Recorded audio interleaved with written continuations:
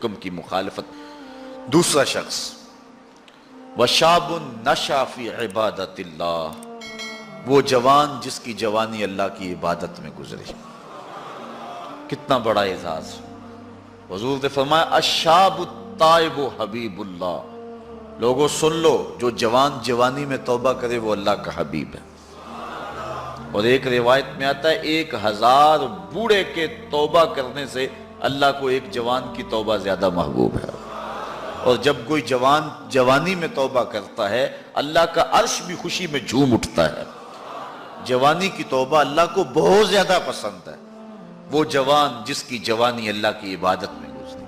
جوانی مستی کا نام نہیں ہے، جوانی آوارگی کا نام نہیں ہے، خواہشات کی تکمیل کا نام جوانی نہیں ہے، موڑوں اور چوکوں پہ کھڑا ہونے کا نام جوانی نہیں ہے، مصلی پہ بیٹھ کے رب کے حضور آنسو بہانے کا نام جوانی۔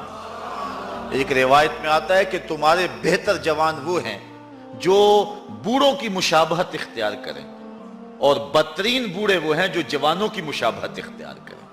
تو بہترین جوان یہ ہے کہ جو جوانی میں بڑھاپے جیسا ہو، بوڑھوں جیسے انداز اور اطوار اور عادتیں اپنائے، اچھے اخلاق اور اچھا انداز، اور مصلی کو لازم پکڑے۔ وَشَابٌ نَشَأَ فِي عِبَادَةِ اللَّهِ، وہ جوان جس کی جوانی اللہ کی عبادت میں گزری۔ شب و روز، میں نے کل بھی کہا تھا کہ بڑھاپے کے اندر نیک اعمال کرنا بہت بڑی بات ہے، بہت بڑی سعادت ہے کہ بڑھاپے کے اندر نیک اعمال کیے جائیں، لیکن عبادت کا جو لطف جوانی میں ہے وہ بڑھاپے میں نہیں ہے۔ اللہ اکبر۔ اللہ تعالیٰ جل شانہ جوان کی توبہ کو پسند کرتا ہے، وہ جوان جو اللہ کی عبادت میں ہو۔ وَشَابٌ نَشَأَ فِي عِبَادَةِ اللَّهِ، وہ جوان جس کی جوانی اللہ کی عبادت میں گزری۔ اب عبادت کا مفہوم بہت وسیع ہے۔ ویسے بہترین عبادت نماز ہے، بہترین عبادت الصلاۃ نماز ہے، اور حضور نے اس کو اپنی آنکھوں کی ٹھنڈک قرار دیا۔ لیکن صرف عبادت کا مفہوم نماز تک ہی نہیں ہے، عبادت کا مفہوم بہت وسعت والا ہے۔ ساری زندگی اللہ کی رضا میں گزار دینا، اللہ کی مرضی کے مطابق زندگی گزار دینا، یہ عبادت ہے۔ اللہ اکبر۔ بعض نے کہا کہ بس اس کی رضا میں اپنے آپ کو گم کر دینا عبادت۔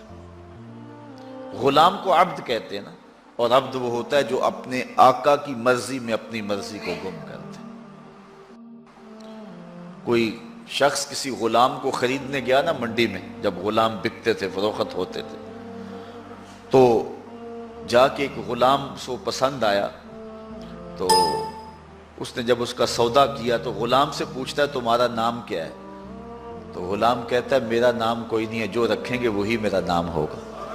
جب غلام ہے تو پھر اس کی اپنی مرضی ختم ہوگی۔ تو ہم اللہ کے غلام ہیں، اللہ کے بندے ہیں، تو بندگی کا حق یہ ہے، اللہ اکبر، کہ ہم سر سے لے کر پاؤں تک اس کے ہو جائیں۔ تیرے ہندیاں سندیاں محبوبہ، میں کافر ہوواں جے میں ہوواں۔ اپنی ذات کو تو فنا کرنا ہے، اپنی ذات کو تو قربان کرنا ہے۔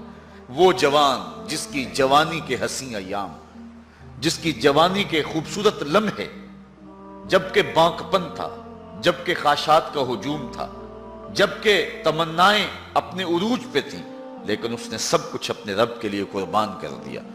سحری کے وقت اٹھ کے مصلی بچھایا اور آنسو بہائے، اور اللہ کے حضور عبادت کرتے ہوئے اپنی رات کو بسر کیا۔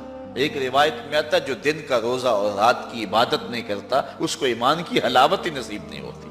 ایمان کی ایک حلاوت ہے، ایمان کی ایک مٹھاس ہے، ایمان کا ایک مزہ ہے، ایک سرور ہے۔ وہ کس کو نصیب ہوگا؟ جو دن روزے سے گزارے گا اور رات مصلی پہ گزارے گا، اپنی آنکھوں پر حیا کے پہرے بٹھائے گا، اپنی سوچوں کی پاکیزگی کا سامان کرے گا۔ ورنہ جوانی آئی اور گزر گئی، اور اپنا قیمتی وقت ہم نے برباد کر دیا۔ جس طرح ہر چیز کا بانکپن جوانی میں ہوتا ہے، عبادت کا جو سرور اور عبادت کی جو لذت جوانی میں نصیب ہوتی ہے وہ زندگی کے کسی اور ایام میں نصیب نہیں ہوتی۔ اس لیے حضور نے ارشاد فرمایا کہ وہ جوان وَشَابٌ نَشَأَ فِي عِبَادَةِ اللَّهِ، وہ جوان جس کی جوانی اللہ کی عبادت میں گزری، جب قیامت کے دن کوئی سایہ نہیں ہوگا، اللہ اس جوان کو اپنے عرش کا ٹھنڈا سایہ نصیب فرمائے۔